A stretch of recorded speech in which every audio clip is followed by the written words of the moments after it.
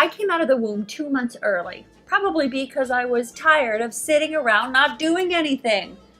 And now it's turned into a disease. Overdue-itis. If you think you or a loved one has it, watch today's episode. Welcome back to kimTV, where lifestyle elevates your life, body, food, style, and soul. I'm your host, Kim Castle. In my episode, The Pain of Sitting Still, Part 1, I told you that I would share a little bit about my struggle, my own challenges with overdoing, overcommitting, not sitting still, and ways that I've discovered to help me turn off the doing and enjoy more life, even if it's just for a moment. All my life, I've been on the go. Go, go, go, go, go.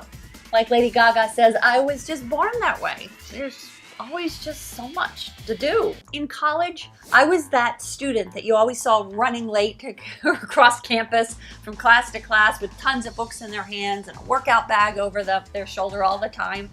I always carried extra classes. I always took an extra load of classes because I couldn't decide what class to take. And I thought, sure, I can handle it. I also started a jewelry business in my spare time. Spare time? I was carrying extra classes. What spare time?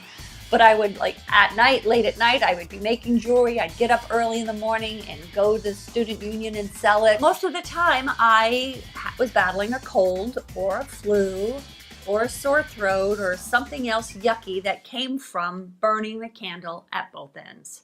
But the go, go, go in me wouldn't let it get in the way of whatever I wanted to accomplish. And I'm not the kind of person that thinks, oh, goody, we're going on vacation. I get to do nothing. No. I'm the person that says, oh, goody, I get to accomplish this, read 10 books. Oh, and in addition to the massive amount of exercise.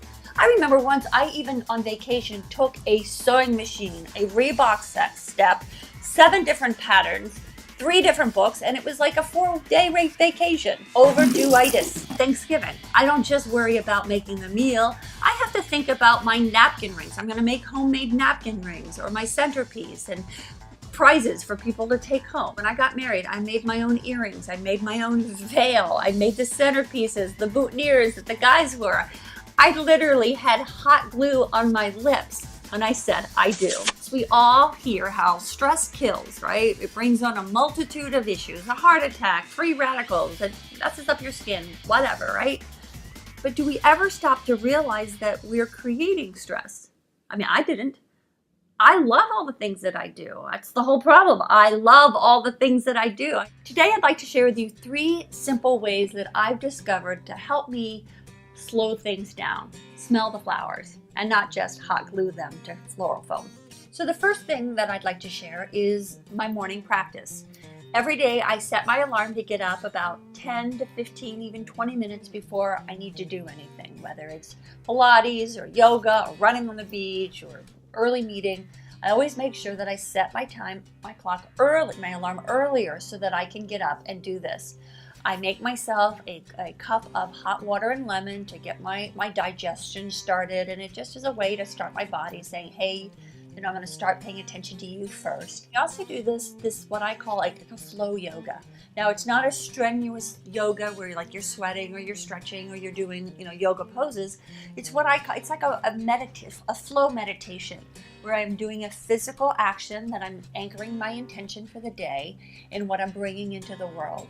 And then after that flow, I write a couple pages, a page or 2, not a lot, in my journal, just to kind of capture my thoughts and to ground and create space to go, hey, I'm here.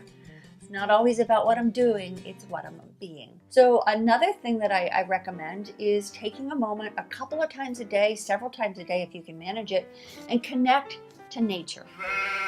Just take a moment to connect with nature, a tree, a flower, fish, a pet, and realize that nature is just there to give to you. Yeah, sure, you might have to water the plant or feed the pets or feed the fish, but it doesn't require that much. And in those moments where you can just snuggle or pet your pet, and if you can bring your awareness to just filling up with breath, filling up with that joy, that creates space. I become a cranky person if I don't get at least 15 snuggles in a day. And if you only have a moment to stop, activate your sense of smell.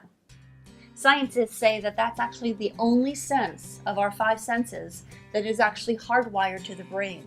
That means the moment you smell, all your attention goes to it.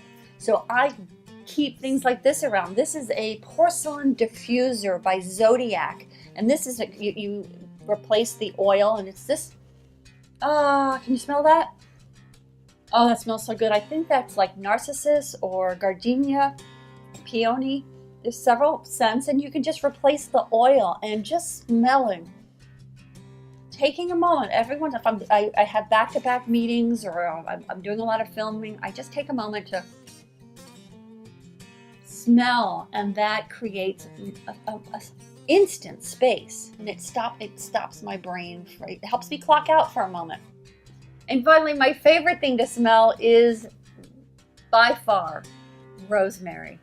There's something special about this little bush, this wild bush, that instantly causes me to stop everything. I mean, literally everything. My brain just shuts down. I highly recommend, if you don't live in a place where there's rosemary, to buy yourself a little bush. It's not very expensive, and you can keep it on your counter, and they're very hardy. So, rosemary. It's taken till now to realize that life isn't about what I do. It's taken till now to find peace with just sitting still. Hopefully one of these 3 simple ways will help you create more space in your life. And when you do that, it's amazing how much more creativity, more intuition, how much more you'll have in your life by doing less. Thank you so much for watching. Tune in next time as the conversation continues for my episode, The Pain of Sitting Still, Part 3, where I talk with an expert to find out what could really happen if we don't take the time to power down, to stop doing, and find a cure for overdue-itis. We get to see what could really happen. I hope you'll watch. Until next time, remember, wherever you go, whatever you do, I see you. Hope you enjoyed the video. Let me know in the comments below, and show me some Sally Field, and like it. And of course, subscribe. I promise I'll make it worth your while. Making love to the rosemary. Oh, it's unnatural.